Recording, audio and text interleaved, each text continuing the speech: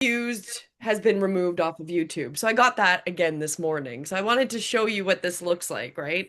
So I was going to show you. So I get this notification from YouTube, right? So there's my YouTube channel, tells me about the shorts. It legitimately tells me I can download it muted, which ends up kind of looking weird when you download it. So if you keep your original, you can always reload, post it with a new audio because it legitimately says that it's unlisted because um the when the creators remove or opt out of their original music that they were sharing, anything attached that would have been remixed, used with it, they all get unlisted and pulled down. So now I'd have the option to re-pull up the short and put it with new music if I wanted to, or do my own sound, which would be probably the best if I made my own sound because then no one's going to take it down. But I have this happen in this video specifically. And it gives you a link since this video. So I think it's kind of funny. It just says this video. It doesn't tell you the name, it just says this video, and then it takes you to the video. So this one was one of my dog, right? And my daughter did it with the music. And I'm like, okay, well, if I downloaded it, it's always gonna have the YouTube watermark in it, and it's not as good of quality. So I've not reposted them once they're taken down, but I thought I would show you that this happens quite regularly when, especially if you're using any of the music that they're sharing and allowing you to share. This one was maybe about a year it's been up. And then now somebody's removed the sound, and so then my video gets removed as well.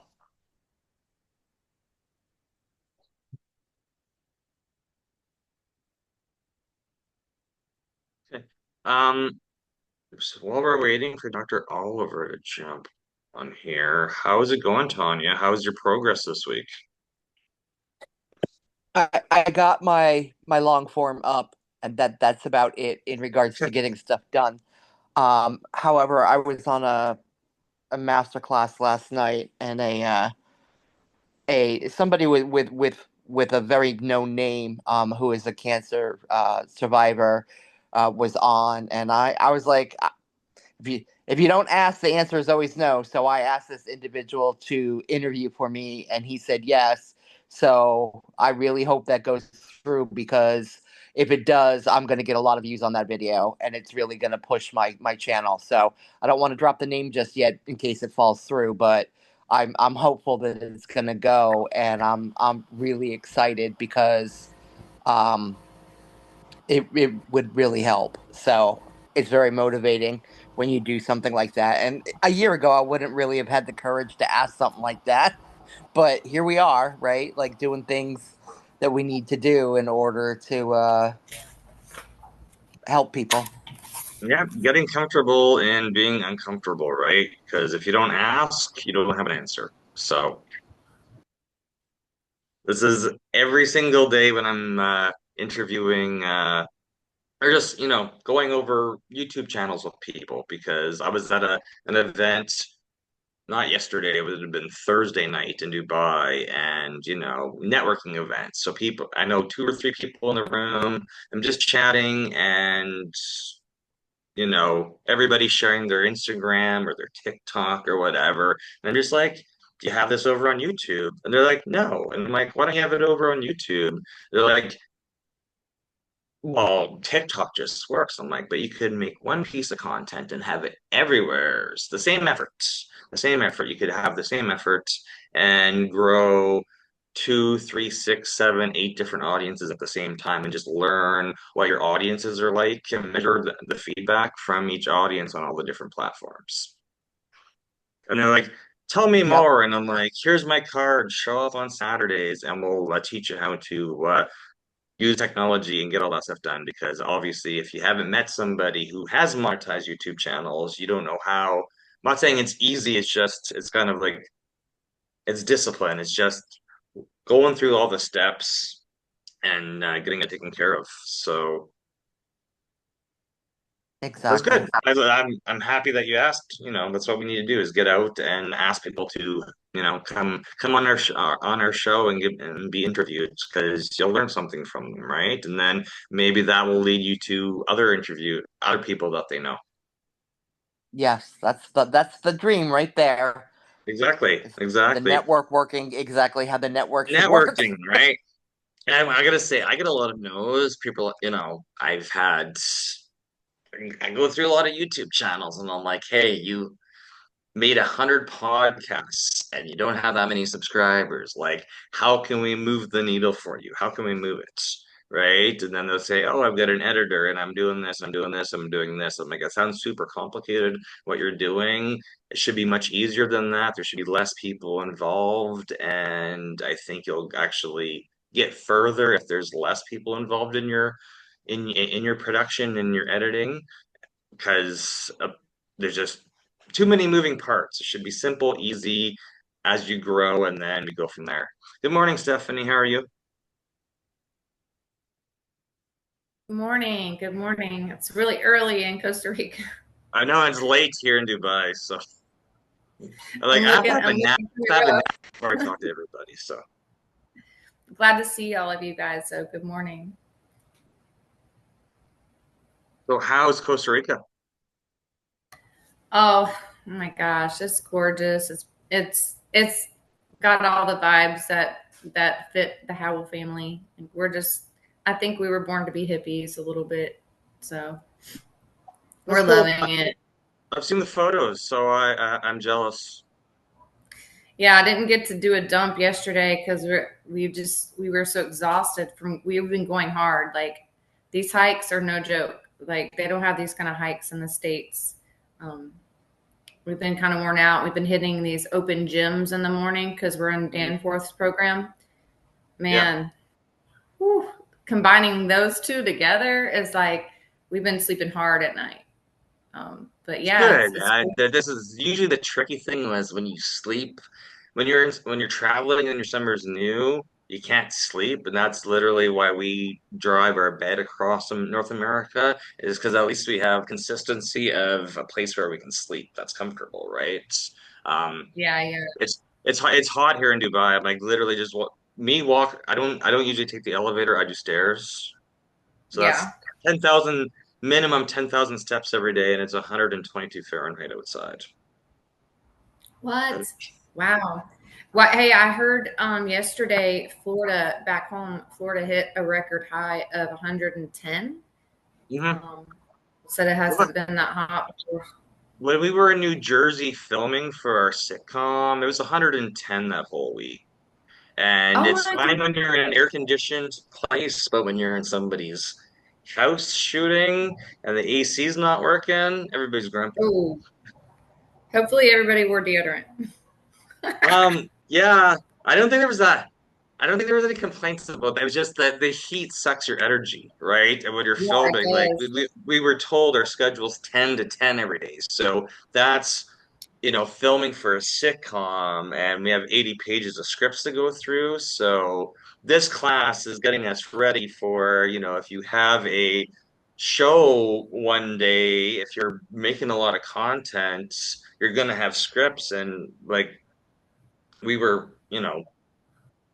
practicing lines for months. And then when you have 5 days of shooting in front of a professional, camera guys and audio guys and all that stuff, you're just like, okay, it's exhausting reading lines and doing the take over one, I was pretty good with my lines. I think we only had to do my scenes 2 or 3 times, but Yeah, some of the other actors, it was like actors and actresses, like 5, 10, 15 times doing their lines and yeah. no AC and you're exhausted and you're just like, how do you keep your energy up and how do you keep the laughter going? Because it's supposed to be a sitcom. These lines are supposed to be delivered with a punch. Well, So, I apologize if everybody in the room already knows the answer to this, but I don't recall you guys telling me what you're working on, what kind of sitcom or like what is it? I hear you talking about it a lot, but what is it that you're doing? well, so I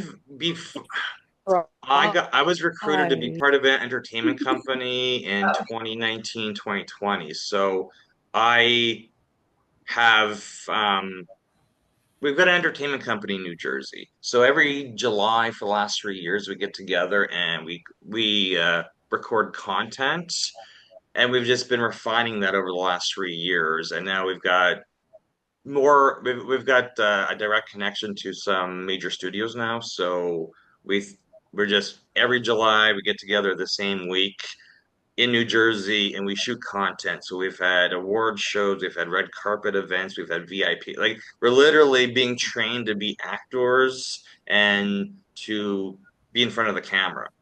That's why I started this YouTube university was that I know everybody's making video content for their business, no matter if it's, YouTube, TikTok, Facebook, Instagram, but I see a lot of people being inconsistent with it. And I know in the actual TV and movie world, you got to be really consistent with showing up on time, reading through the scripts and looking at the camera and, and getting, and do and doing that stuff. So no, we didn't tell you any of that stuff when we saw you in Florida. We just met. So I'm Yeah. just like, I'm involved with like three different businesses. So cybersecurity, which we talked about. We have an entertainment company where we help business owners build structured podcasts. But that's a huge step for most people to build a structured show and a structured podcast.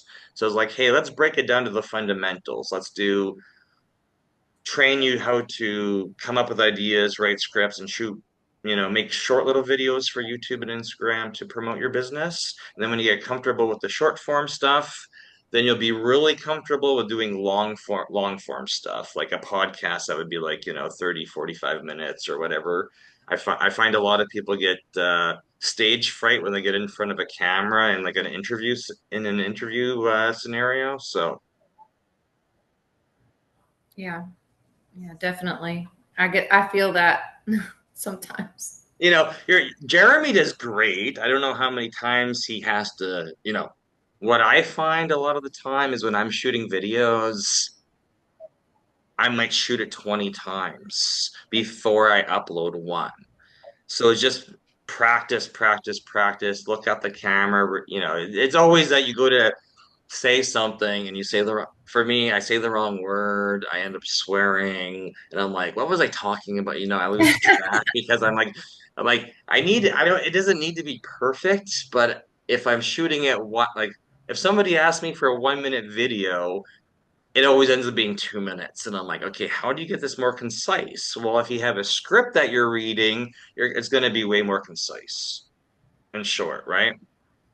Well, yeah, and also on that subject of the videos and all that, so I've recorded quite a bit actually, but especially on this trip, but it's like in pieces, and I don't Sure. know like how. I know this is probably really basic, but how do you put it all together um, to put it on YouTube? Like, what editing? Like, is it editing software that you recommend, or There's a something bunch that out feels like a there, whole nother like, class itself? well, there's a bunch out there, right? Like you can use CapCut, there's Descript, there's a bunch of different editors that you can download on the phone, or you would just end up dumping the. Some people find they love editing on the phone, and me, I'm old school. I prefer to do it on a computer with a mouse, Yeah, right? me too. So it Yeah. just depends.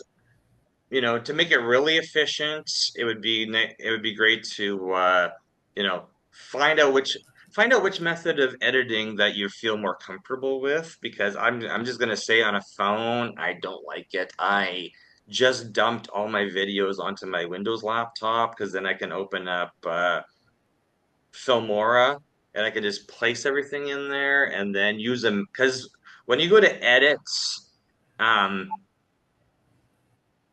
I just find for me because I just like a big screen. I think I'm more precise using a mouse than I am with moving my fingers around on a screen, but that's just me, right? So we can get into that in a we'll see if our guest shows up because I see we got 10 participants in here, but I don't know if Uh, Dr. I Oliver. Dr. saw him in Oliver was here and then he left, so I don't know if he's having internet problems. That's Yeah, I saw maybe. him pop in. Okay. Okay, I'm just gonna check with them to see how's it going. Because he asked me how much time he had, and I'm Real like, quick, can you go ahead. Can you put CapCut on Windows computer? Because I have CapCut on my phone. Good question. I don't know if they have it for desktop. I think they do. When I was Okay. I'll filming in check New into it too. when I was filming in New Jersey, the director of photography that we had, who sells shows to Netflix and HBO and Paramount, he uses Filmora. And I was like, oh, that's interesting because that's what I trained myself on. So I thought it was kind of interesting that the professional was using what I was already using. But of course, he's got many more connections and experience than I have. So yeah, no, CapCut, it looks like they got How do you desktop spell that? software. The one I was talking about, Yeah. it's Filmora.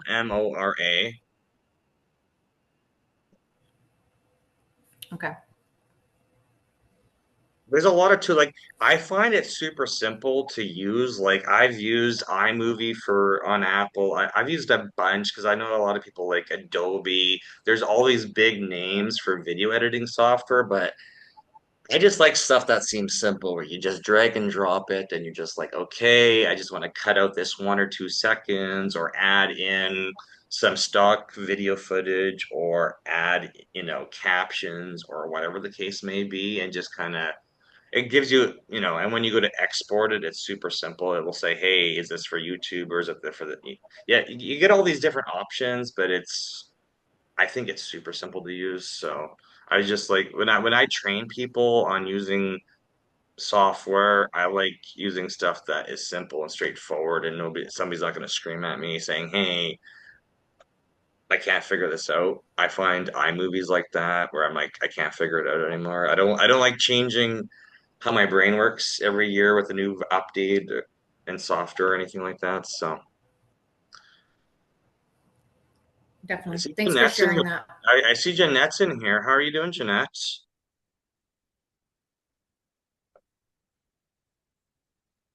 Great. But say happy birthday. I saw that. Happy birthday. You. Yeah, that was my big focus this week. Trying to celebrate it with my mom. But did have a coffee with somebody this week. So I am going to write a book. Finally decided on that, and I've announced it now. It's gonna do, I guess there's gonna be one chapter in there which will be surviving 2024. And then I got brave and went into a couple of the dementia groups on Facebook, the caregiver support groups. And a couple have stepped forward, said they're willing to share some of their stories for the book. So yeah, and one lady way up, I think in Australia, she goes, "Oh, it's going to be a bestseller." I said, "Well, I don't know about that, but it'll be good for education." But a lot of them said it was mainly they said the caregivers would buy it. Well, you know what's interesting is once you've got the book, you can take content from that to make on your YouTube channel, right? Because at least then you've already got like little mini stories and everything built, which is great. So it overlaps really well, which will help you promote the book as well. So that's an awesome Yeah, idea. that was my plan. And part of it, well, the book, the intent on the book is for caregivers not to feel alone.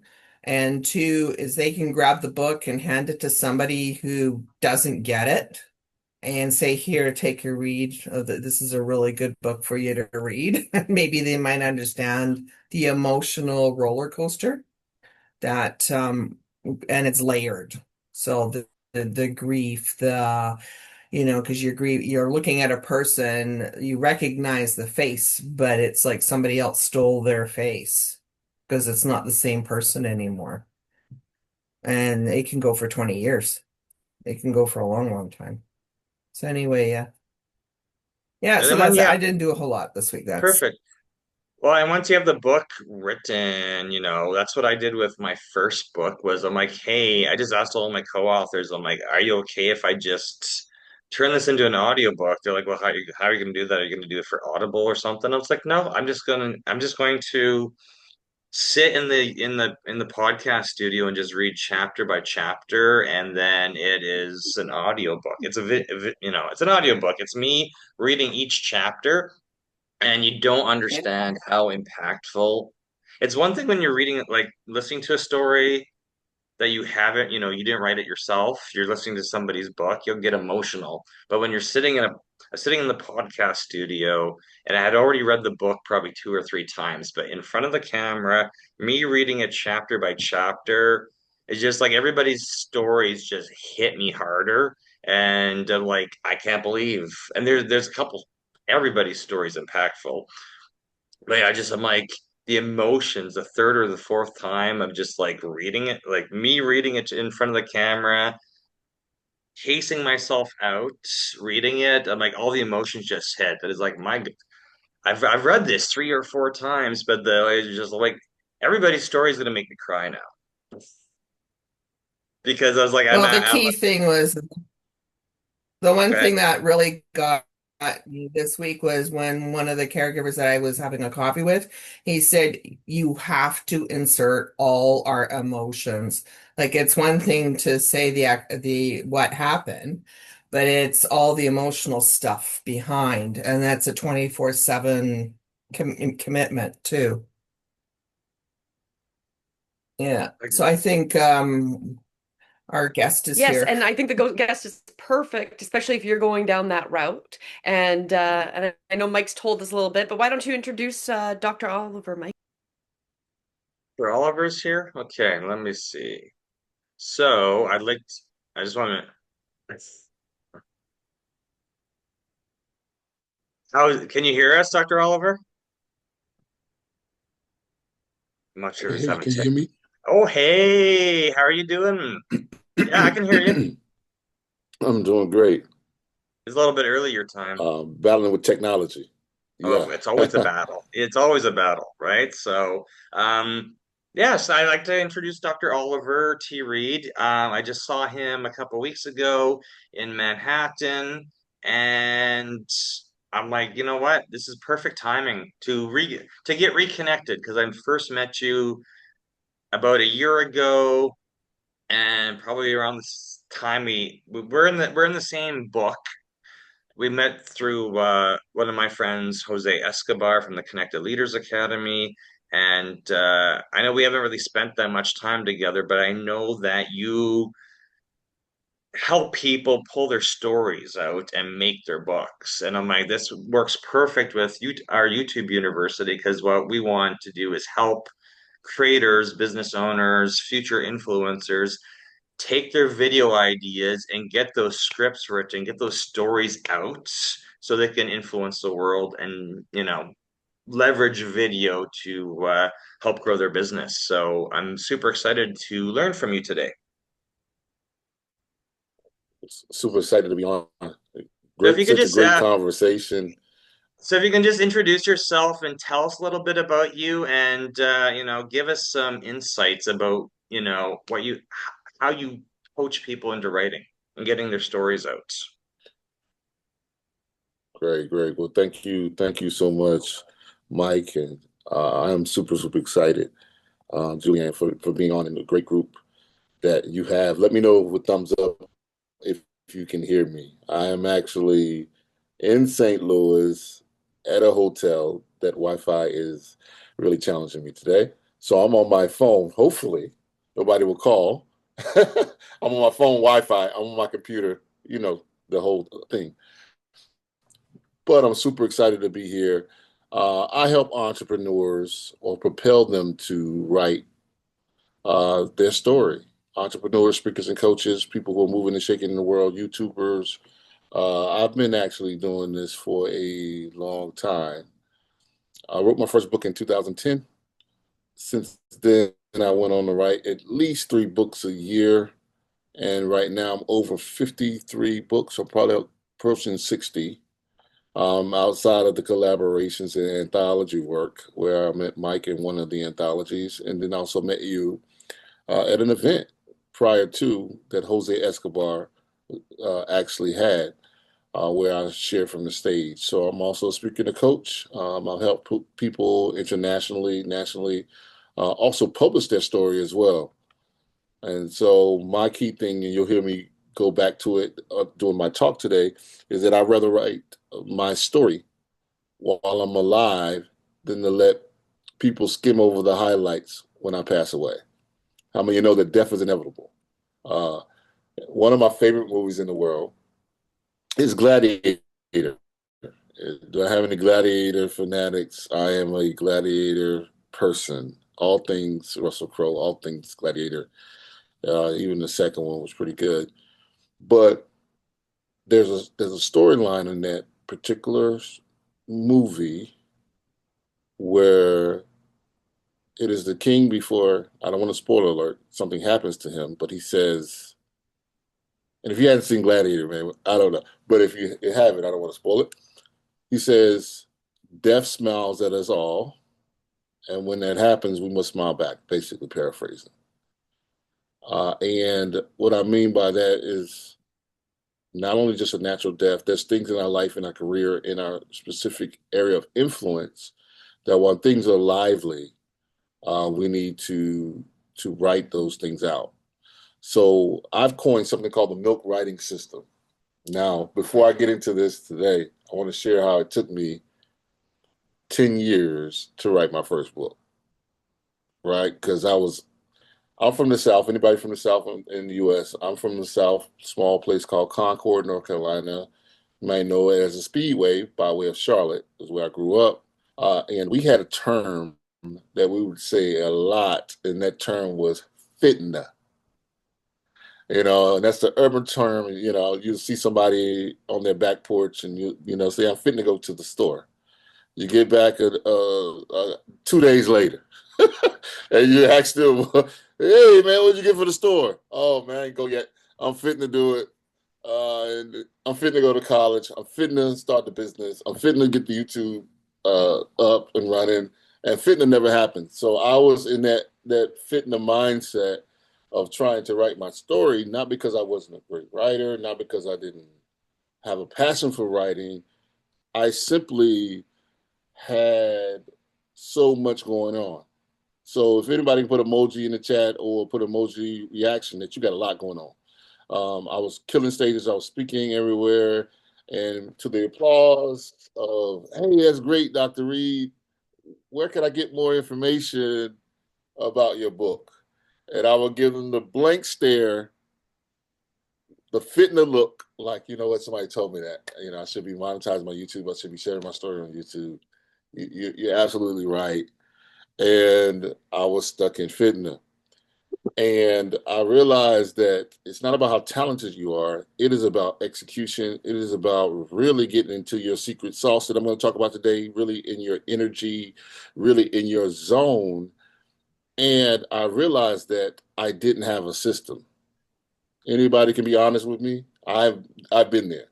Before me writing 3 books a year and helping thousands and hundreds around the world and people, I'm helping, I was stuck basically with the chapter, with the thought. Anybody got a bunch of notebooks? I had a bunch of scrap paper. At the time, I had things on my scrap paper. I had things on my broken computer.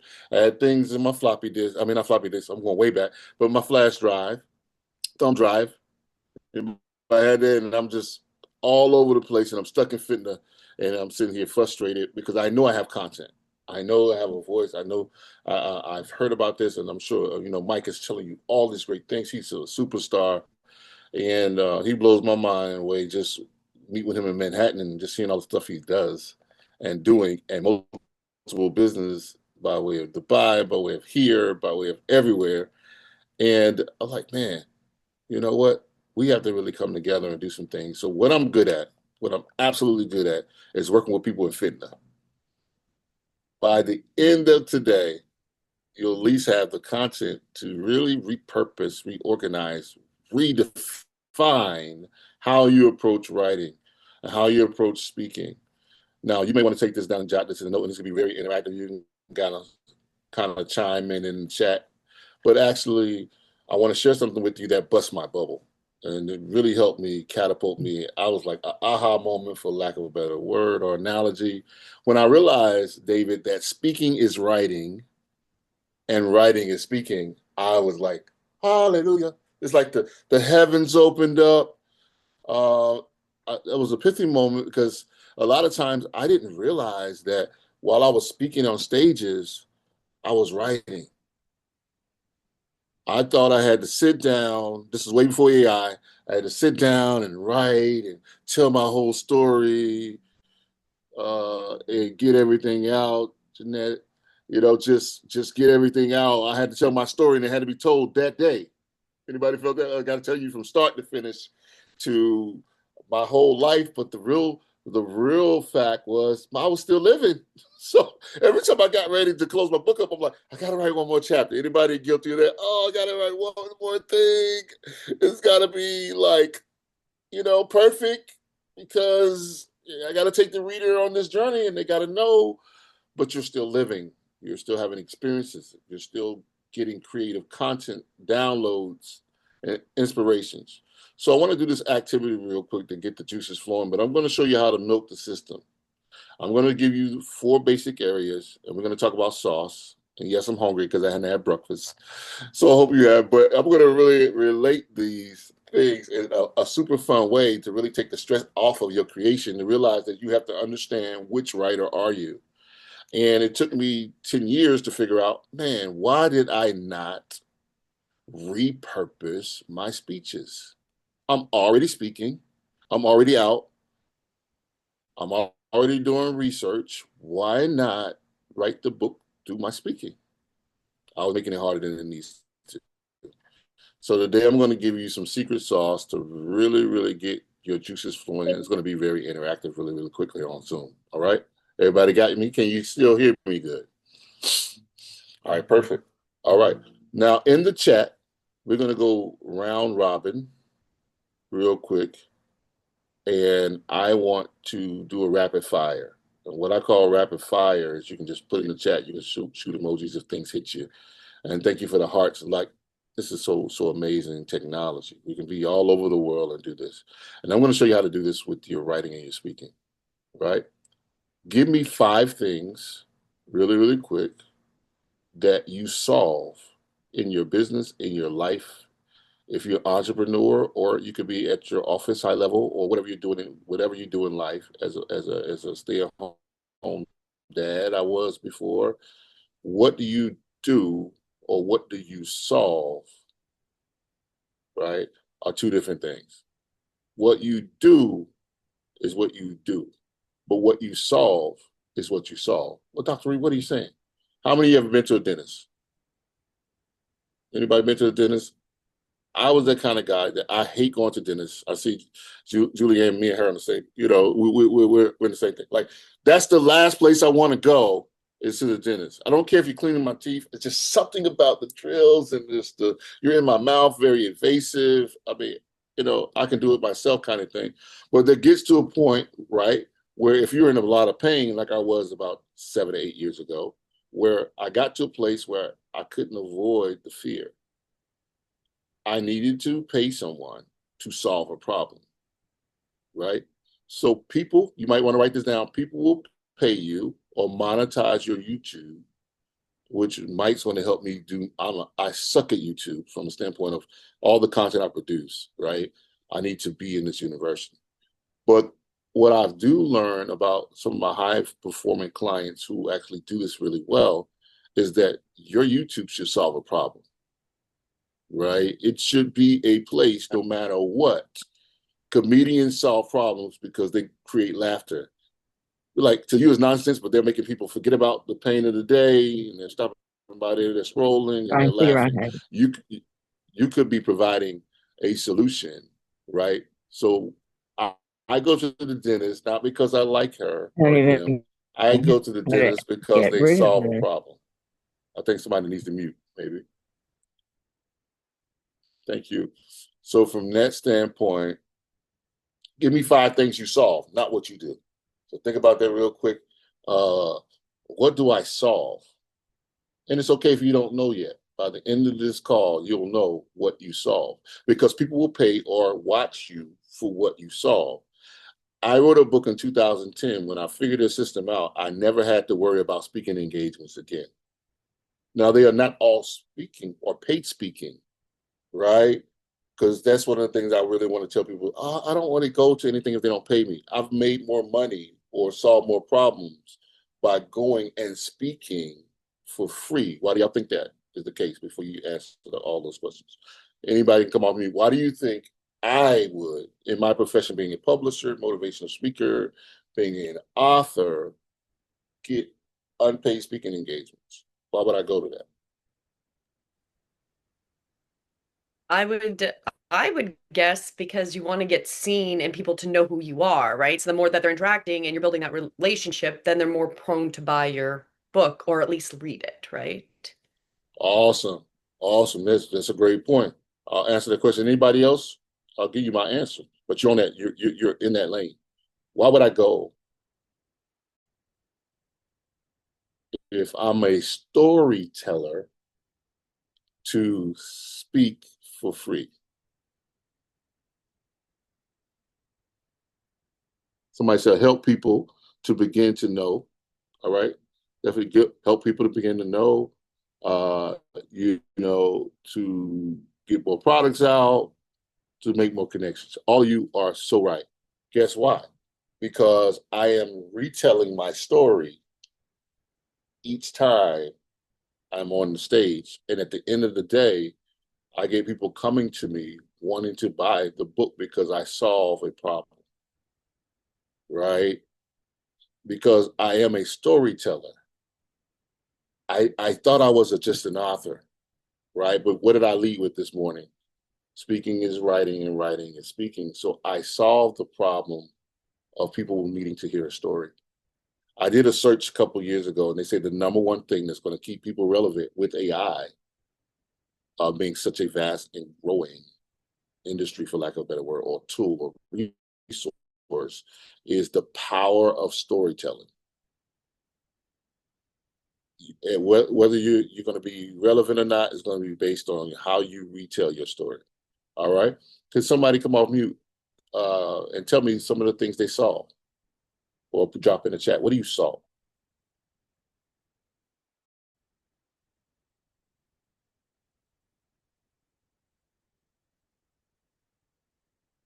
Who knows what they saw?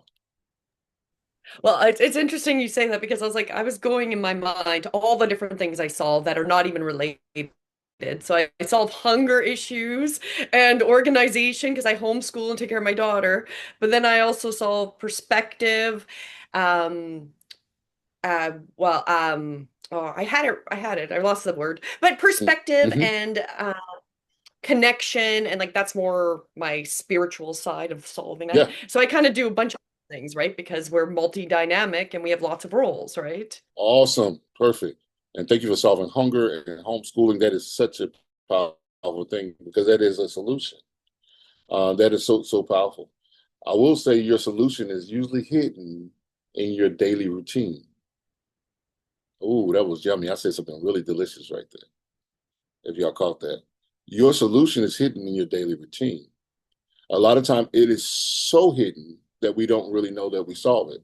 I flew, for example, I'm not a jet setter yet, like Mike here, because Dubai is, I'm sure, what, 14 hours, 15 hours, maybe more, I don't know.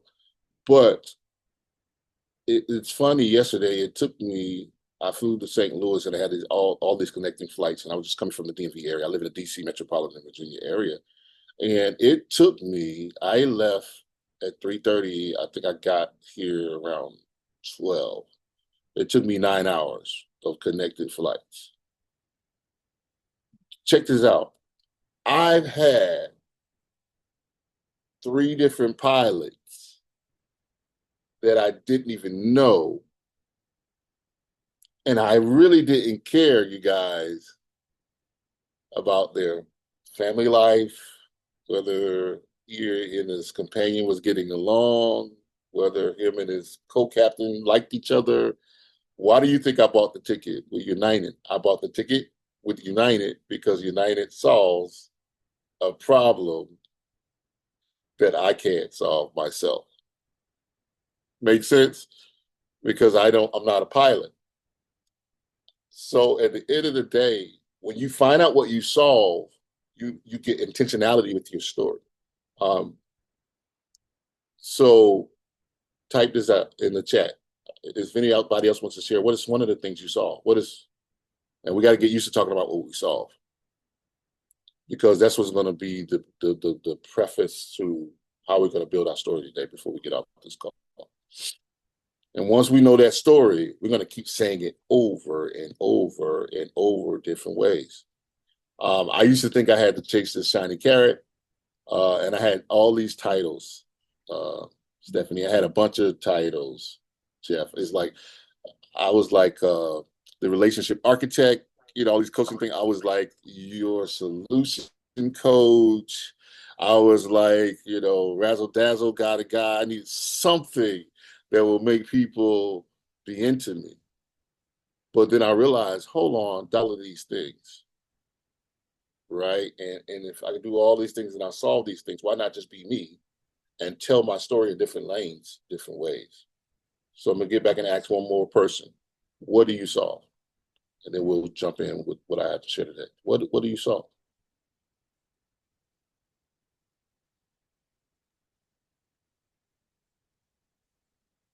All right, Janelle, I see. I'll give it a shot. I would say isolation, Mm, also education, connection. So your loneliness, I guess. Well, loneliness, connection for the caregivers that are isolated. awesome. Ooh, that is such a great thing. So you saw isolation for the caregivers who are Hmm. isolated. And I did a lot in the human services field in my career. I was a CEO of a nonprofit. I worked with people who are experiencing homelessness.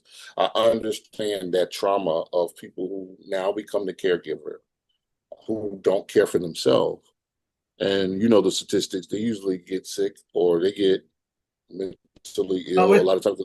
a lot of what's Yep. happening right now in the field of dementia is the parents that are in their 80s are getting the dementia, or some even in their 60s, falls onto their kids. So for me, being in my 60s, I'm going like, well, is this my life now?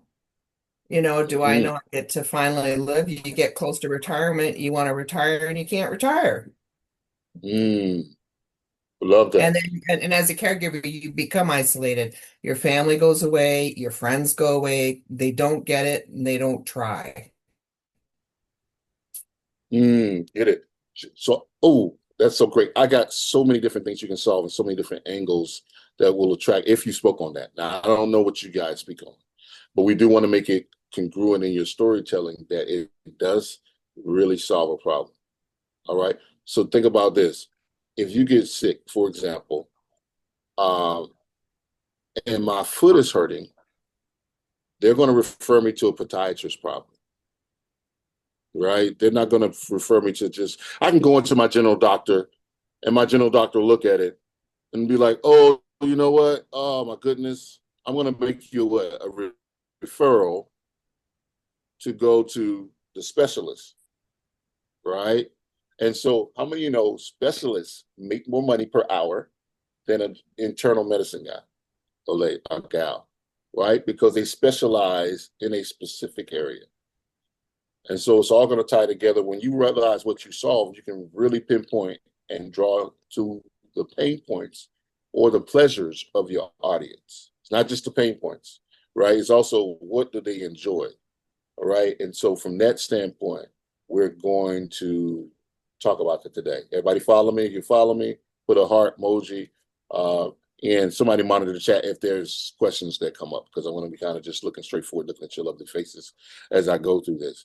But if I can't ingrain anything to you today in depth, it will be people will pay you for what you solve. People will watch you. People will entertain you for what you're solving.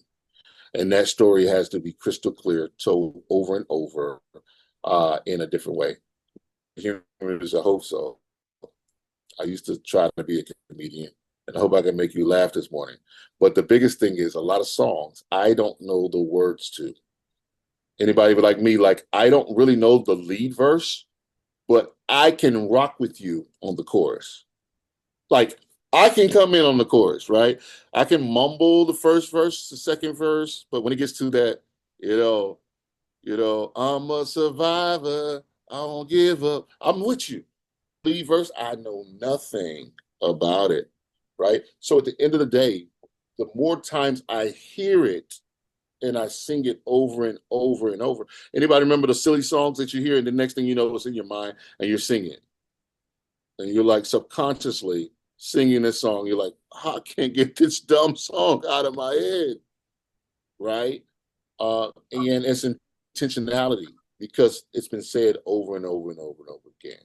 All right. So I'm going to talk about what the M.I.L.K writing system is. I'm going to give you 4 things. We don't have enough time to really go in depth with it, but I want you guys to play with it.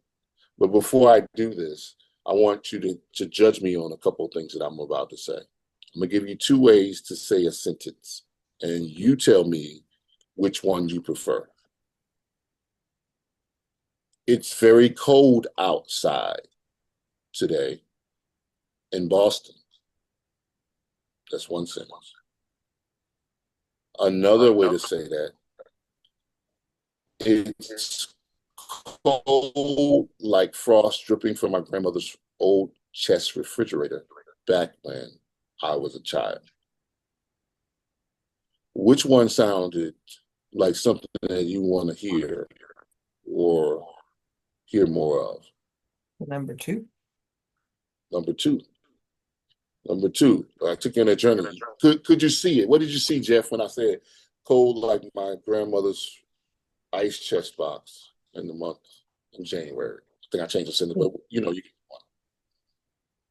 Yeah, it's funny because my grandmother had a very old refrigerator for years, and like the freezer had like 2 inches of frost around it always. There was never like, and we used to like literally take a ice cream scoop and like make snowballs out of it. Um, so yeah, definitely, it just brought me back to that kitchen. Went right to that kitchen from it. Awesome.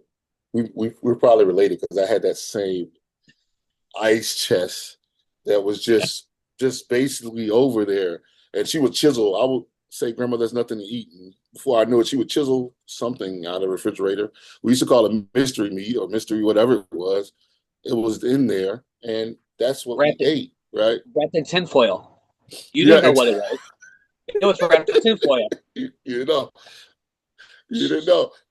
You pull So something out. YouTubers, Jeff, like what you can do is you have the power to create visually and also with your story. So let's just say if I was using this to build my YouTube channel and I am uh, really trying to gain people's attentions. I always tell people you want to interrupt the scroll. I'm sure Mike talks about that. You want to get people to stop, right? And one of the biggest things that I would do is say that same story by Icebox, right? And I'm gonna show you how we can do this. And Jeanette was talking about how caregivers, a lot of times are isolated. She could do a thumbnail sitting by Icebox. She clicks the video, she's there, she's by the Icebox, and she's, you know, wondering, or shows her doing these particular things, and she's having this self-talk in her head about being a caregiver and isolated. I know I was getting something from the freezer. I can't remember. It's been so long since I've done something for myself. I'm used to taking care of Aunt Joey, whatever it may be. People are going to stop because of the refrigerator. They're going to stop because of the ice. It's going to create a memory, as opposed to just saying, "Hey, I'm Jeanette." I'm just picking on you a little bit, Jeanette, in a good way. Like, I'm Jeanette, and I solve problems for people who are isolated that take care of their families. Great. But it's going to interrupt the scroll if she starts telling her story, like, I'm by this icebox. Why is she sitting beside this icebox? And why is she holding her head? And why did the image grab me? So I'm giving you this connectability of the different stories of how you can actually interrupt the scroll and how you can actually milk it. All right. So I use something, 4 steps. If you're taking notes, it's called the M.I.L.K writing system. I want to talk about 4 main areas that's going to help you really milk your story. I did a fascinating study one time, and I didn't grow up, my mother did, but I didn't grow up on a farm. So y'all forgive me if y'all understood more. I thought that I could wake up and go to Whole Foods and, get my milk. And I paid my $4 at the time, $5 a gallon. I don't know what it is now, but And that was it. You'll get my cereal, I do whatever. But I realized there was a whole process behind it, getting to the store. And so I did a study, and usually it's a 72-hour process just for the milk to leave the dairy farm. It takes 72 hours for it to be tested, to do, whatever, before it goes for more tests, right? And so from that standpoint, I grew up, and when I grew up, the first thing that my teacher would tell me, Mike, she would tell me, if you don't eat your lunch, at least y'all finish it for me. Drink what? Your milk, right? Because I didn't like the cafeteria food sometimes. It was like disgusting, so I wouldn't eat it. And she was like, "Well, if you don't eat it, at least drink your milk." Then remember, if you grew up in my day, I'm not going to date my age, but also on the outside of the milk carton, they started doing something very creative and something meaningful. They started putting missing children on the milk because everybody drank their milk. It was a strategy, not just because they wanted to do that, right? If I ask you a question right now, where would you put a vending machine? That's what all of you are today on this call. You're vending machines. Where would you put a vending machine? Somebody say in the chat or come off mute. Where would I put a vending machine? Where would I want to tell my story?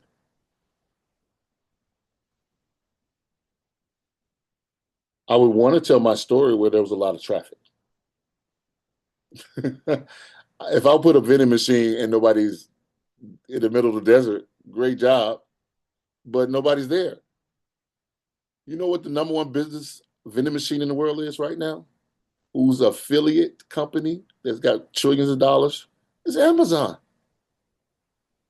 Amazon doesn't really do much at first. They were just a house or a vending machine for everybody to sell their products. And when Amazon did this, everybody's selling my products now, so we're going to create our own stuff now, right? But before, we're just going to build this vending machine, and we're going to just put everybody's stuff in there, and people are going to pay us for our vending machine, right? So at the end of the day, it was a place where they put missing children. And I always challenge my clients, and I want to challenge you today as a family of creatives that maybe your story is missing on that milk box. People are scrolling YouTube and they're looking for you because you have your own secret sauce, but they can't find you if there's not creative content created, right? So I'm going to show you how to create that content. So the M in Milk is for messaging. Write it down. Messaging is so important. I get people, I work with CEOs, I work with people with cleaning companies, I work for NFL people, I ghostwrite, I work for actors, I work for people that you will never know my work is out there. I'm a ghostwriter, I'm a ghost, I write it, they in their voice. But one of the biggest things that I get as a challenge, they come to me and I ask them the first question, well, this piece of work, who is it for? That's why I've been spending all this time this morning asking you, what do you solve? What are you passionate about? Because a lot of times it's not that we're not creative, it's that we're not creative about something that we're passionate about. And I don't believe in writer's block a lot of times. I believe that you're probably blocking your writing because you're not writing about something that's really uh, getting your orange, for lack of a better word, really getting your goat, as we say in the South, something that's really a pain point. If somebody's in a pain point, you don't have to really tell them they're passionate about it, or if they're really excited about it, they are driven about it. So messaging, the first thing they would tell me when I start working with them is that, oh, my story's for everybody. That's why I love the way Jeanette broke it down. She's very specific about, what she feel like she solved, right? And how many of you ever heard people say, well, what's your book about? What's your story about? Well, it's for everybody that has been in pain. Every person that wants to make six figures. Everybody. And everybody equals nobody. You may get some scattered showers, but if you really want to downpour in your content, really get niche down. I started with the with them statement today, and that's what's in it for me statement is I help entrepreneurs speakers and coaches write books fast using my 4-step M.I.L.K writing system.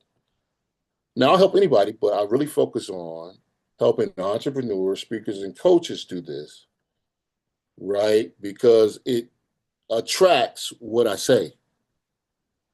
Make sense?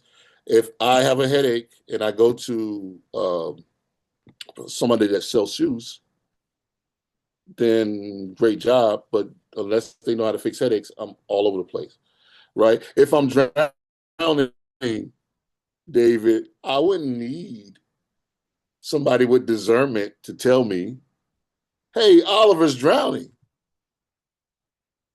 I need somebody to jump in the water to save me. If not, then you just identify the problem that everybody kind of knows if they got sense that I'm drowning. All right. So the M.I.L.K is messaging. Before you start writing, who's the audience? Who's the person that you want to come into your video? Why should they be watching your video? What should you be saying? I get it all the time. I click on thumbnails or on YouTube and there's a big description.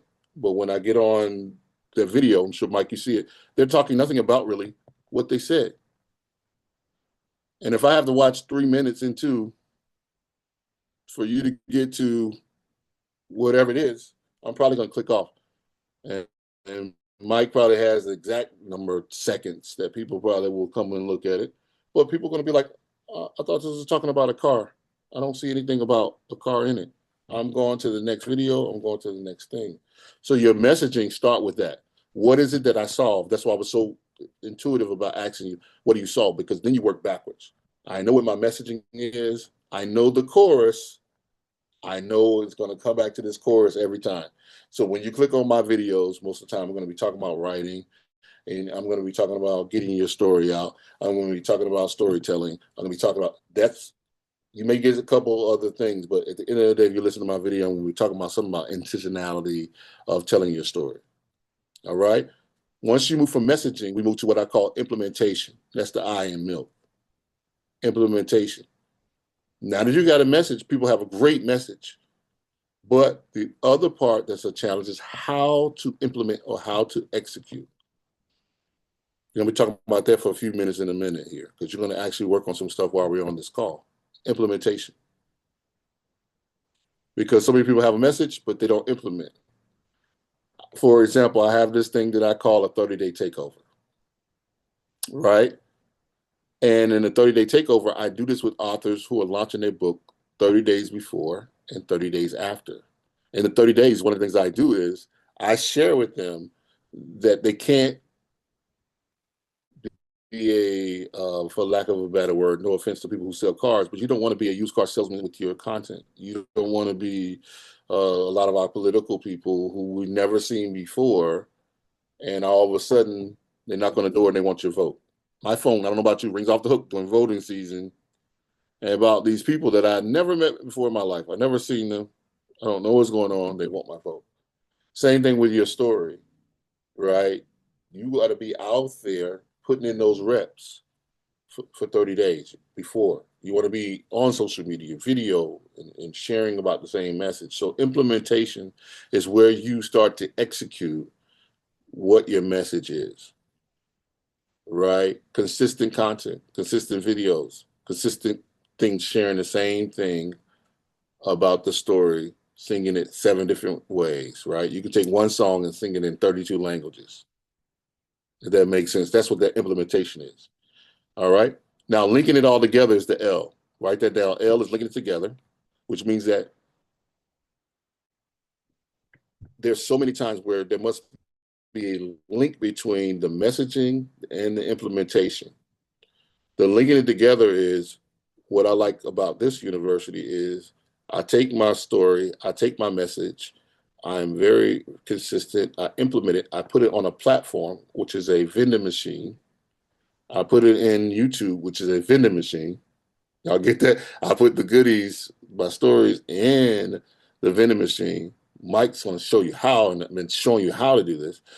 Now you have somebody that's already shopping, virtually shopping. You have an audience. I used to think I had to grow my YouTube, right? But I need to get with a specialist like Mike.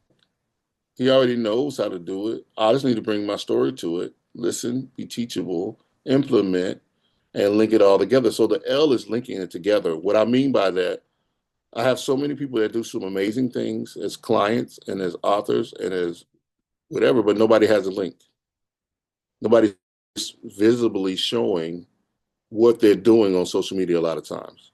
Anybody you know that was a great friend or somebody you're like, I didn't know you do that. Oh, I've been doing that for like 20 years. Oh, I didn't know you do that. Right? Anybody know people that really not as talented as the next person, but they do have an awareness?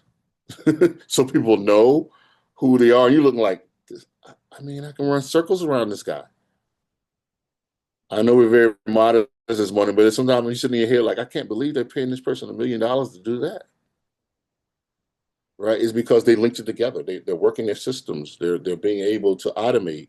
They're being able to generate. They're being able to be visible. So if you are this storyteller and you're going to be speaking about these different things, people need to see you speaking. You need to be out present. Perfection. I remember my first time I did an international speaking event, and it was a paid speaking event. YouTube had just started, and I used to come on YouTube and do. I mean, this was years and years and years ago. Somebody happened to see me from South America speaking about motivation or something I was talking about, and that one video, it didn't go viral. It wasn't like thousands of views, but that one person who saw me saying this message said, "Hey, I want to bring you in." Right? You never know who that person is on the other side. So that's the linking together. And then the K is the part that I talked about earlier, is knowing your audience. It is the knowledge of your product. It is the wisdom that you possess. Should be in every video, should be in everything you write, right? So the M is for that messaging. Who am I talking to? I is how I'm going to talk to them. I'm going to implement. L is I'm going to link it together. I'm going to be on YouTube. I'm going to link that YouTube link to social media somewhere. It might be LinkedIn or wherever it's going to be. You know, wherever these links are, you're linking it together so people, anywhere people see you, they see the same thing. You're consistent in your message, linking together, and then the knowledge is what people will pay you for and invest in. It's what you're going to solve at the end of every video. I can't tell you the number of people who they start off great in writing, but at the end of the day, what are you solving? Whether it's a children's book to a cookbook, what are you solving? From a, portfolio, helping people to build their business to, hey, I'm doing a memoir. You know, a lot of people want to talk about their life. Even in a memoir, what do you solve? Because people will invest in something educational. Ooh, YouTube University, right? People will pay for what you can actually solve. And not only pay with money, time, resources, energy. They will be your greatest fans. They will be your greatest supporters. They will reshare, retweet, rediscover who you are. All right. The second thing I'm going to talk about before we get off of here, and then I'm going to open up for questions, is sauce. Write this down, sauce. This is going to help you. And we're going to practice this with some willing participants while we're on this call. So you got the milk method. It goes very, very deep. You can connect with me and I can actually really build out that more. But it's the messaging, implementation, it's the linking it together and knowing or knowledge of what you do. If you know those four things, it's going to be easier to write. And you do that every time you write content. What's my message? How am I going to implement it? How am I going to link it together? How am I going to know my audience? And also, what am I going to share with them that lets them say, oh, okay, I am the expert in this. All right. People will invest in what you saw. Now, let's move to sauce. How many of you know that McDonald's is not worried about Ruth Chris? And Ruth Chris isn't worried about McDonald's. Can we agree on that?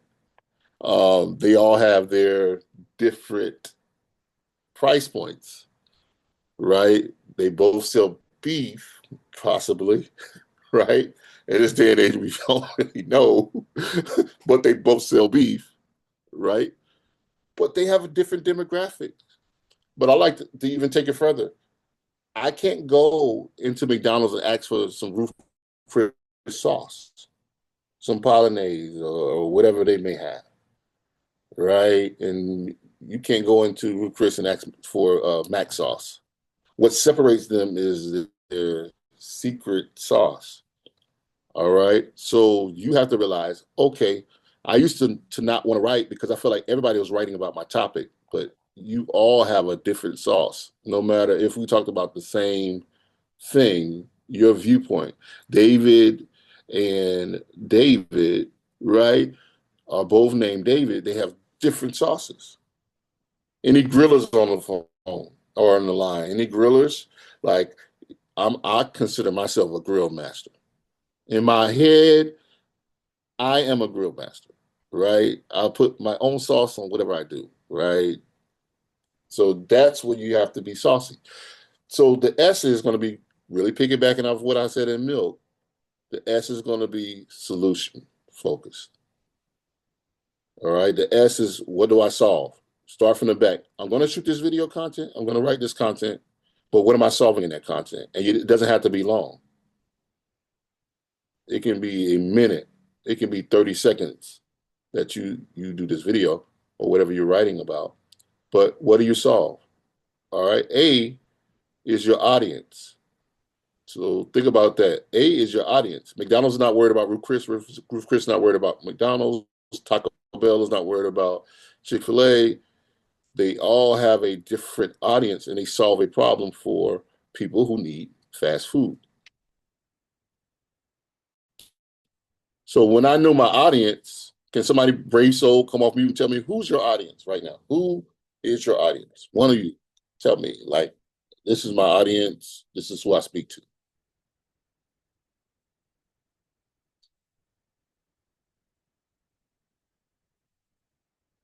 And it's okay because I didn't know in the beginning either. Who doesn't know? Put a heart up if you don't know. It's okay not to know. No judgment. I don't know who I'm really speaking to or going to speak to. Put a heart. But if anybody can take a bold step and say, I speak to this individual, that's who I'm. That's good. Okay. See some hearts, no problem. All love. Okay. Service-based businesses. Awesome. Service-based businesses.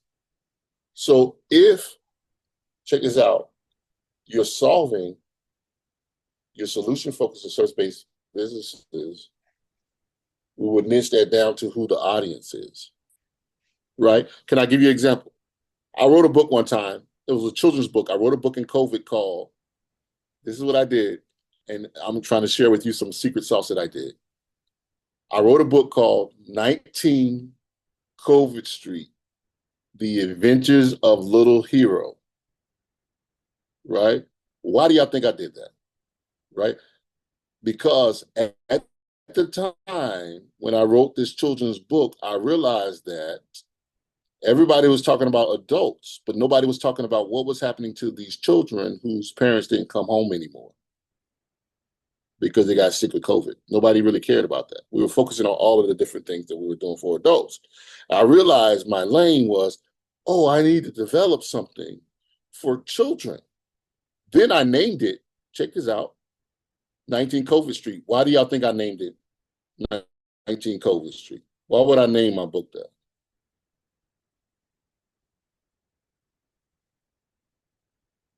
In the chat, anybody. I named it that because it was the number one Google word at the time. I'm brilliant.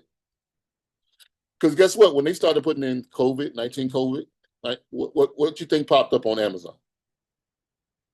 My book. So you can be very creative in how you word things to get people in. Like Kimberly, who's phenomenal. I know her personally, is a mover and shaker in what she does, right? If I was writing copy or writing something for YouTube, I would come and say to Kimberly, she said she serves service-based people. I would say out of service, something crazy. Out of service. out of service, deck, boom, whatever she shoots her content. Because people know they can identify with out of service. What's out of service? I'm going to be very nosy or inquisitive. What's out of service? As opposed to if I put my title, I'm a service-based specialist. Okay. But if I say out of service, I wrote another book because I'm a ghostwriter. Guess what I named it? I called it Ain't Afraid of No Ghost. Oh man, y'all got to give me love on that. That's brilliant. Ain't anybody grew up during the time where Ghostbusters, like me, I grew up, I was a Ghostbusters dude. Like, who you gonna call? Ghostbusters, right? I'm a ghostwriter, Jeanette, and I need to get their attention. So I have to give them something that going to be Googleable, for lack of a better word. And I waited till the movie came out, the remake, Ghostbusters. So when they started to type in Ghostbusters, brilliant. I ain't afraid of no ghosts. I'm talking about something totally different, but I show up in the algorithm. I show up in whatever. I stop the scroll, and people are like, oh, shoot. And I was really talking about don't be afraid to hire a ghostwriter, right? It's not cheating. And then I built my content. So I had to know my audience. Who needs what you have and reverse engineer it, all right? Audience, all right? Look at this. The U is for uniqueness. Uniqueness. That's what I'm talking about today, creativity. What you're learning in this school with Michael is how to become unique. Don't talk yourself out of it. A lot of people won't go into YouTube or whatever because everybody's on YouTube. Everybody shop Amazon, right? Let's go. We need to be where everybody is. Uniqueness. Now, uniqueness is what you do like nobody's business. I'm gonna say that again. Your uniqueness is what you do like nobody's business. Type in the chat what you do, because you got to begin to type what you do. If it's just a word like what makes you unique, adjective to describe what makes you unique. Like your uniqueness. What makes you unique? What's your sauce? What's your swagger, for lack of a better word?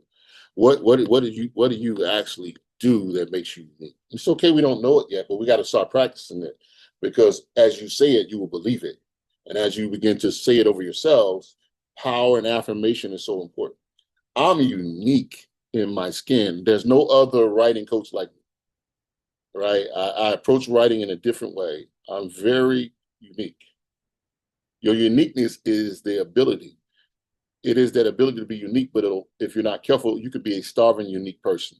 Most artists are, right? We're very unique. We can sing, we can write, we're very colorful, we have an aura, but we kind of stop there, right? You got a spice, but you're not a sauce yet, right? And I'm gonna explain it in a minute. What did somebody say in the chat? It popped up real quick. What did they say in the chat about uniqueness? What did anybody say? Okay, I'll go. I said delivering 1 million aha moments. Wow. Delivering 1 million aha moments. Ooh, that's good. That's going to make me be like, oh, that's unique. Right? Uniqueness. Now let me move to the sister of uniqueness, or the cousin of uniqueness, is what we call creativity. So when you're a sauce, you have to create or be creative. The creativity is where people think that uniqueness comes from, but it doesn't. What I mean by that, somebody could be unique and could sing. We all can write, right? Just say we all were good writers, right? That's great to be a good writer. What your creativity does is develops a system. That's why you can be talented, unique, and broke. You can be mediocre, but creative. Y'all get it? So I could be so, but I have a great funnel system. I have a great lead generator. I have a great person that I work with that books all of my stuff for me, right? I have a great copywriter. I have somebody that really says, okay, take my mediocrity and make it superstar. So a lot of times I don't want you to get twisted with I'm unique and that's good enough. You also have to create a system. So what I did with my business, I created the M.I.L.K writing system because I gave you those 4 ways that you can build out. Those are very basic, but if you follow those 4 steps, you can plug anything in those systems. And that's how I wrote 3 books a year. I have 3 books already released this year. I have another 3 coming out. I am working on a book right now. I am always working on a book right now because it doesn't have to be in order. Write this down. You don't have to finish to be finished. You don't have to finish to be finished, guys. What I mean by that, you don't have to say, oh my goodness, I got to write chapter 1, chapter 2, chapter 3, chapter 5. You can start with the conclusion and work your way back. If you feel really relevant on the end of your video content, then start with that. If you feel like, oh my goodness, this is something really relevant, let's start with that. Create a system for you. All right. This is the E part, right? And then we'll go back to that part. Did I say earlier execution? If we don't start, we won't start. Your story is relevant, your story is powerful, and you have your own sauce. Now, before I turn it back over to Mike, I'm gonna open up the questions. But what I want to share with you is this right here. This is how powerful it is, and I gotta have 100% participation on this. And I'm gonna show you how easy it is to write the story. So, since I know Kimberly, I want you to focus on writing the end to this. You just keep it into this. David, you're gonna be David and David. I'm gonna make you guys the middle of the story. Kimberly and Jeanette, you guys are going to be the end. Mike and Stephanie, I see right now on my screen, you're going to write the beginning. And the fun thing about this is you guys' story, right? I'm going to call upon a section of you, and you're going to start for a couple minutes to talk. All right? So what I mean by that is, when I point to your section, I'll say, hey, middle section, which is David and David. You guys can just free flow about anything that you're talking about today, anything that we want to talk about today. And my method to this is a lot of times we edit before we even get it out of our head. Anybody been guilty of that? That was my problem 10 years ago. In 2010, I wanted everything to be perfect. So I never wrote anything. And then when I wrote everything, I went back to writing it. And then I rewrote it. Then I lost it. I couldn't remember what I was going to say. Then I figured out what I was going to say. Then I don't feel passionate about it anymore because I'm actually in a different place in my life. So why would I talk about this when I didn't feel validated? The next thing you know, I'm not doing anything. So I'm going to show you that we can write a short story right here online. How many of you believe we can do that? Yeah, I'll say yes. Give me confetti, give hearts. We're going to be able to do this. So when I point to you, whatever section, I haven't decided at this particular moment, I will in a second, who's going to go first, you're going to start talking. And you have to build on this story. So giving you an example, if I start off talking about casseroles, you have to continue the theme because we're starting with that messaging, right? Whether it's beginning, middle, end. So this is going to be what we're going to actually do. So I'm going to start with the middle with David and David. So one of you go, the other one will add on to it. Whoever wants to go first, you're going to start off at the middle of the story. So think about if you were in the middle of the story, you can start off at the middle. Your middle can be your beginning. Don't worry about overthinking it. The goal is to say this story, and we're going to start carving it out. All right. And I'm not going to tell the next people because I'm not going to give them a head start. All right. Who I'm going to go to, whether I'm going to the beginning or I'm going to go to the end. But we're going to start with the middle. So this is your story. So think about your story. You're on YouTube. You're writing YouTube copy. You're about to write the script for your video you're going to shoot, or your caption, or whatever it may be, what you're going to lead with, and then we're going to build. So which David wants to go first? In the middle. You're in the middle. It doesn't matter.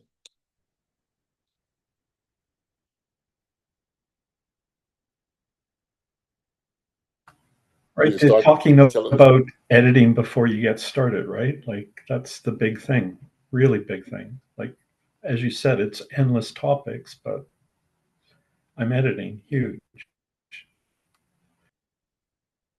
Yep. So let's put that in a story form. So you say you're editing huge before you get started. So we'll just use that. Middle part of our story now is we're editing before we even get started. It was actually that's the biggest thing. It is absolutely huge to do what? Not edit or to edit before you get started. Helping you out. Too much detail. Yep.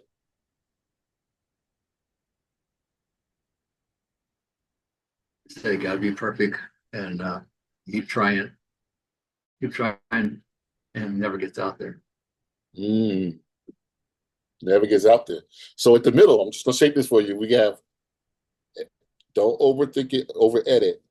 You kind of kill the dialogue, kill everything before you start. That's that middle version of it. Now I'm going to go to the beginning. So I'm going to go over to Stephanie and Mike. From a standpoint, that's your middle part is that they've laid the foundation to not overthink it, to not over edit, to not kill the story before it gets started. How would we bring this in the beginning? Lay it out in the beginning. Do you mean just like start off telling a story, any story? Like one or two sentences and then pass it to the next person?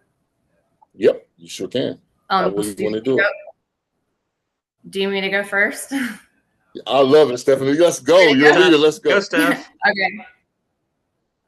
So in a brand new country that you've never visited before and you're not sure of the lay of the land or even the language, and you go into a town and you smell all these good smells and you're hungry and you're looking for something to eat, but you don't know how to understand what it is that you're about to eat, but you're going to go for it. So you decide to go up to the stand and buy the plate of food, and here we go on this adventure. Love it. I'm going to put everything together. Go ahead, Mike. I like capturing light bulb moments. So that's perfect, Stephanie, because you're in a new place and you're like, you can do this or this. I just like to sit and just absorb what's going on and open to anything because there's no plan, there's a plan to be open to anything and have a conversation with that person who's going to give you that food. And then where you're going to sit. Like just those light bulb moments is what I want to capture. Love it. Love it. So let me bring a recap on. So we developed our story already. I'm gonna say, how did this happen? Let me show you. Stephanie started out in a new country. You don't know where to go. You I'm paraphrasing. Lost. You don't know where to eat. You're in a place where you don't know. You have to trust the lay of the land. You're opening. You're present. Now have a light bulb moment, and sometimes you have to sit and think with yourself. Something Mike said, and just absorb all the greatness that goes on, and probably people around you will help you decide what to eat or not to eat. Be present and be mindful. And guess what? You don't have to really, when you start doing that, have to worry about overthinking it at all. Sometimes we want to edit the story and make everything make sense in our demographic, in our area, in our new experience. We don't have to overthink anything. Writing is like being in a strange place for the first time. I didn't think we could do it. Now bring us home. Now we're going to go to Jeanette and we're going to go to Kimberly for the conclusion of this. Remember, you don't have to finish to be finished. So what stories do you have that need to be told? And don't let anything stop you from just getting to it and start writing. I love that. Kimberly? So what stories do you have that need to be told? Just get to it and start writing. Throw caution to the wind, pen to the paper, and before you know it, you'll have something that can impact the world. Give yourself a hand because let me go back to it. You just wrote you got commentary, you have content. Now you can move it and add more and get more deep. I mean, Kimberly brought us home. I love the way Jeanette came in and said, "What story?" She talked directly to the audience. What story do you have? Get to it. Kimberly gives you a call to action. You can tell she's an entrepreneur of great status. You guys are amazing because she gave you a CTA. She called you to action. What do you think before I pass it over to Mike? I'll open it for questions. How long did it take us to write this particular script? This could be a video. This could be a YouTube video. How long did it take? Is it perfect? No. Could we refine it? Yes. But if this was recorded, do you know that this would actually be a short? Right? We've created content that we can build upon. The other thing I'll say before I pass it over and then open for questions is, what kind of writer are you? Are you a talker and a writer, or are you a pen to pad person? That was the thing I had to realize, because I was messing up because I'm more of I used to be a writer downer, but now I'm more of a speak it into the mic type of person because I'm helping other people do their things, right? So it's easier for me to go and record on my phone or on my voice note or on Zoom. Do you know we can take this transcription right now? Right now, there's actually a note taker that's transcribing all of this particular content. So I'm gonna give y'all a bonus real quick. If you fear writing and maybe in your head, call up a partner. I'm gonna give y'all $1 million concept. I'll ask this question before I say this. Who do you think is the number one, in your opinion, interviewer in the world that has made money off of interviews? I'll answer that for me. Who'd you think, Jeanette? You think anybody gonna stab at it? No, I don't. No, I Rogan? don't know. No, I was I lost my train of thought. So, Well, sorry to come back to you. Mine would be Oprah Winfrey, because Oprah was able to get on her show and you talk about the hard stuff, talk about her weight loss, addiction, all kind of different things that would happen. And guess what she did though? She was storytelling other people's stories, and now she's a billionaire for telling other people's stories. Look at it. Look at that. And they weren't perfect stories.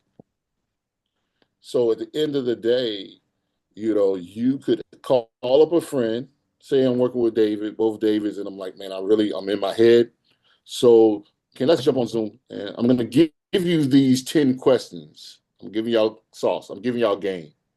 I'm gonna give you these 10 questions to ask me so that I don't get in my head so much. And let's have a conversation about those 10 questions. Go ahead, Jeanette.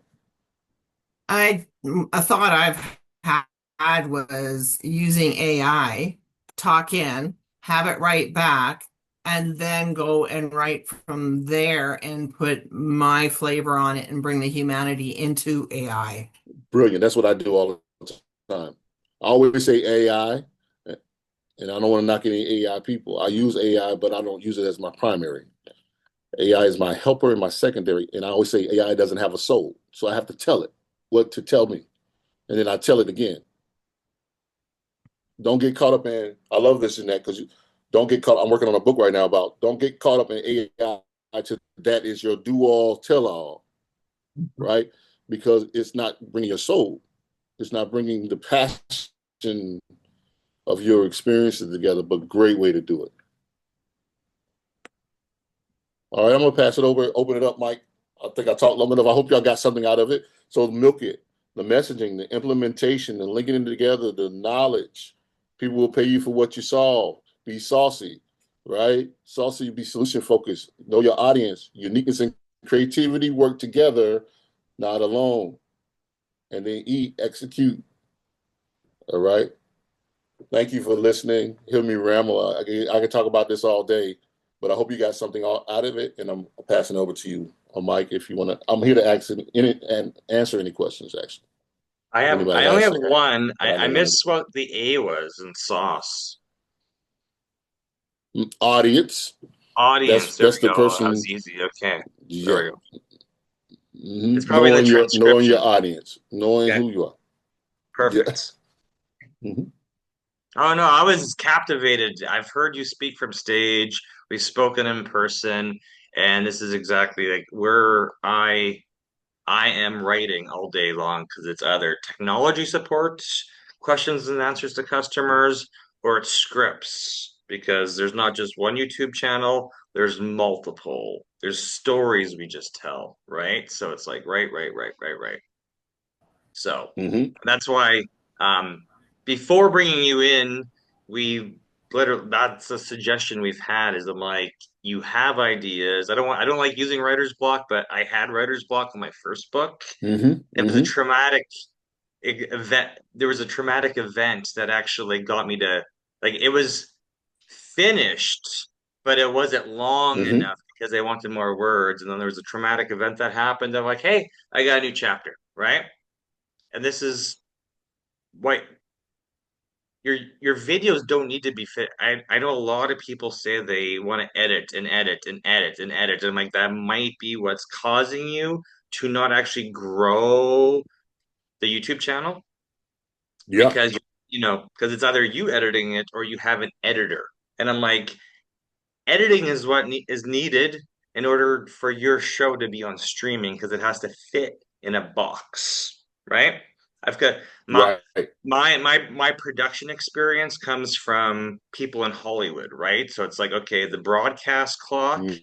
you like you have a minute and then there's a commercial, then there's another minute. Like they make your story fit onto onto a television channel programming, et cetera, et cetera, et cetera.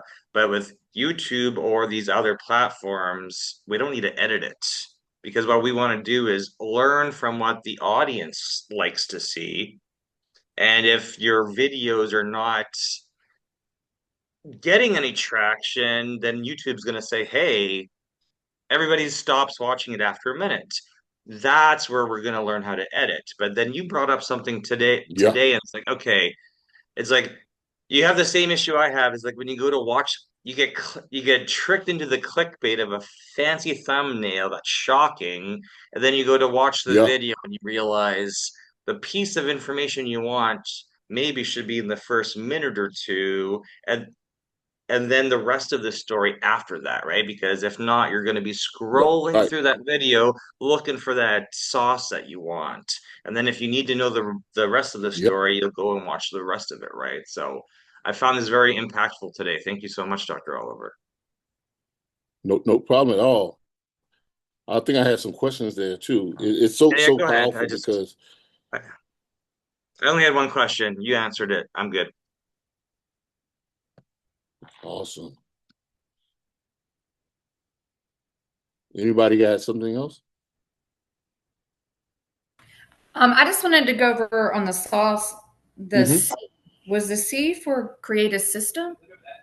Yeah, it was two C's: create a system and being creative. So creative and create a system. So some of them had two different letters, one letter but two different meanings. Okay. So like knowledge in the milk is knowledge and also knowing your book or knowing your content, but also knowing your audience. Okay. So really is that knowing, but that creativity is really putting a system in place that works for you. Um, one of the things I'm going to offer everybody, if it's okay with Mike, is that they can have a consultation with me, free, kind of consultation to really look at what they want to do in writing. But one of the biggest things that I realized, I did a book one time, and all I did, guys, I didn't even get into how to repurpose one thing and turn it into 33 different things from one thing. But I'll just give you an example. How many of you got an iPhone, right? And I'm sure Mike will tell you, like, you could take one YouTube video, repurpose that video, remix it, chop it, do whatever to it, and come out the same thing. I'm on the iPhone 12. Every time I get ready to go up, I'm like, oh no, I'm probably going to get to the iPhone 16 or 17 because I usually do it every 2 years, but I've just been so busy and I love this 12 that I haven't done it. But what I love about Steve Jobs is Steve Jobs gave you the one, changed the camera slightly, but how many of you know that the phone itself shape never changed yet? This phone shape has been the same for so long. He gives you some more pixels, two, three, four. He didn't say, okay, I'm tired of Apple. Let's turn it into banana phone. He milked it. So my goal here is to get you to milk your content. So what the biggest thing is, okay, don't feel like you got to sing a new song every week or write a new message. That's what I was feeling it. I had to overdo something. No, you don't. So yeah, that's the creator of that system. If you find that system, find out if you're a mornings person. Anybody know anything about chronotypes? I've been doing some study about chronotypes. But chronotypes is basically they liken it to animals. It's kind of like your productive way of how you think, perform. So, for example, you may have heard it this way: I'm a night person. You ever hear people say, "I'm a night person, I'm a morning person, I'm whatever"? Well, in chronotypes, they liken it to the nature and how animals perform. So, I'm a wolf. So, wolves are night hunters. So, what I mean by that is, I'm working sometimes like how it is in this industry. I'm working to meet a deadline with the client. I'm working all night writing and working with this client because we got a publishing date. I sleep all morning, but that's because I've actually basically went to bed at 5 o'clock. So I probably will get up 11 or 12 o'clock. So people are wolves tend to be in corporate America as we're lazy, we're relaxed because we don't like boxes. We're the free spirited kind of people. I found something interesting. Do you know that a lion sleeps for 21 hours a day? They only hunt for 3 or 4 hours. They're the king of the jungle. So finding your rest and finding out if you're a morning person and you're that morning person type of animal, or that bear, or you hibernate, or you do finding out when you need to book your clients or when you need to write. So I went off on that chronotype to really understand what type of writer you are. Are you a dictator that helps you to write, or are you a person that gotta have that pen to paper? But I would say the best way is if you can get it in the digital format in the beginning, it's going to take a lot of pressure off of you. So if I can get it in a digital format where I can move it and change it instead of I'm writing on these notebooks, then I got to go type it, and then I got to go. It's just more room. You probably could do it, but it's usually more steps. So reducing your steps is getting it into something electronic already. Because if you're going to be doing it to YouTube anyway, it's going to have to be kind of in a electronic version. Any other questions? I'm dropping my information inside of the group, just to connect or whatever. But any other questions you have? I don't have any other questions because I found this amazing, but I know you are amazing. That's why we're co-authors. So, Yes, and I'll bring you to Dubai in the future because I think I should get you on stage out here. that'll be great. There's a That'll lot be of great, people man. who Thank you need so much for having me. There's a lot of people who need help with writing, right? I will get, the YouTube thing we got figured out. I can't say I've got the writing thing figured out. That's why I just told everybody, come up with a bunch of ideas, start writing. Because if you don't get started, if you don't have no ideas, you're not going to be making videos because you're going to be sitting in front of the camera just like the deer in the headlights without the story, right? And we want the special Yeah, sauce to come out of everybody. And I know it's not easy, but you see people doing it. You see people in front of the camera. You see people making videos, and I'm like, they've been working on that stuff for 10 years. You know, they've been working on it yeah. for 10 years. They've been on stage for 10 years. They've just been saying yes to every opportunity. That's why I love when Jeanette jumped into this class. I'm like, I was asked, I was pushed because I was told that somebody's like, why don't you have a class about YouTube? But it's like, well, I've only got I've been working on it for 3 years. And then I had people show me, I Hmm. had some good instructors, some bad instructors, whatever. But it's like, what? They're not really moving the needle, but they did move the needle with me because they got me to actually focus and start learning the ins and outs. And then when we figured out our structure and the Hmm. system of get of the storytelling, and then how to, there's all this is why we're doing these classes, right? Because I'm like, we need to get the stories out, we need to get them recorded, and then thrown up. And then when we Hmm. learn the algorithm, then you can learn editing and finishing and polishing stuff afterwards. But we got to pull the story. We got to Hmm. inspire people to get their stories out, or at least when they're out there doing their day-to-day stuff, like in Costa Rica or here in Dubai, recording, right? Because you're inspired by stuff you see every single day, right? And there's a Yep. lot of people who You can't, always have content. and there's a lot of people who don't have those experiences that you have, right? So Jeanette and her mother, I'm like, some people are going through that. It should be documented because there's so much emotional support that needs to be, you need to interpret it, right?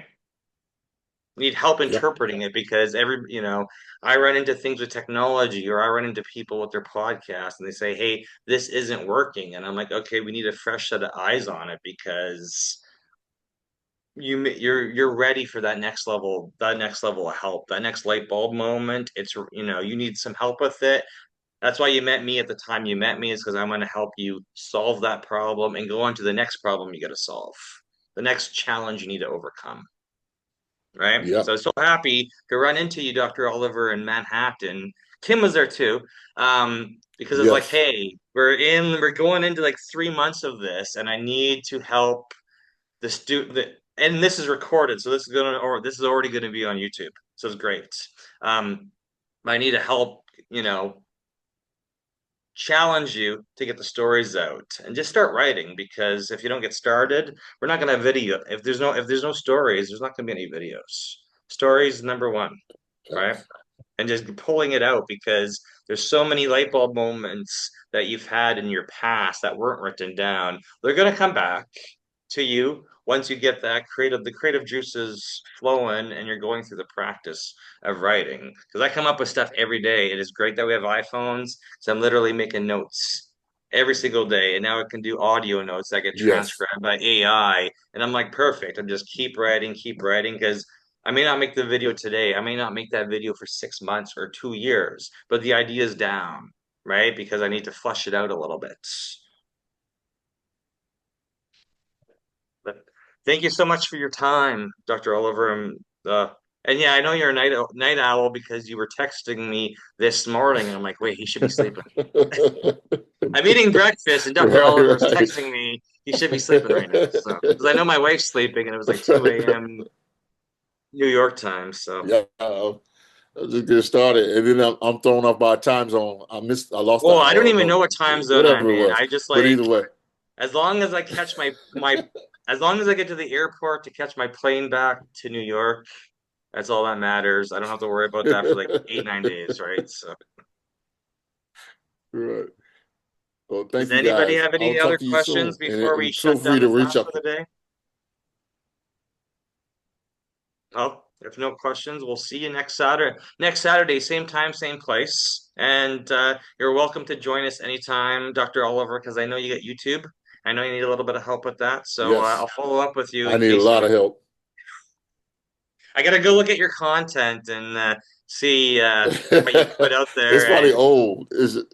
that's okay if it's old because as you build your audience, they're gonna start watching your old stuff, and that's why we don't want to edit it. Yeah, you can edit it if the lighting's bad or you swore or whatever, but people are attracted to you and your personality and your stories. So when I know people have YouTube accounts, I'm literally like Terry was in here earlier, and I told her I'm like I'm gonna go through your YouTube content and listen to all the stories and all the interviews. That's going to take me a while, but I'm going to come back and give you some suggestions on how to fix it going forward, right? Because there might just be too much editing going on, and we need to restructure it a little bit, right? So, because when people meet you in person and they get your business card or they get your phone number, they're literally going to either Google or YouTube or AI and searching you, right? So the more content that there is out there, the more they learn about you. They may not need your service or your help right away, but when they run into somebody who needs your help, they're like, hey, this person's got YouTube. I'm going to send you the video links. That's all you need is a presence on there and to add more and more content.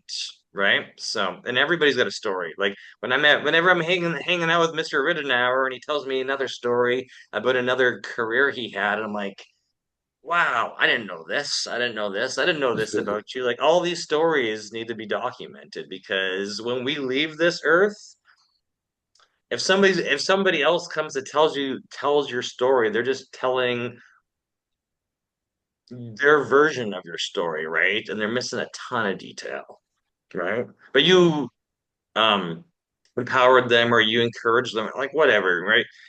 We want to get our stories out there to encourage and Yep. empower everyone else. So I'll leave you with that. Thank you so much for the milk system because I've heard it before, but I think today had more impact because it's everybody else is learning at the same time. Thank you Yes. so Well, much. Have a thank you great day. all. And I I'm just gonna turn the recording off now.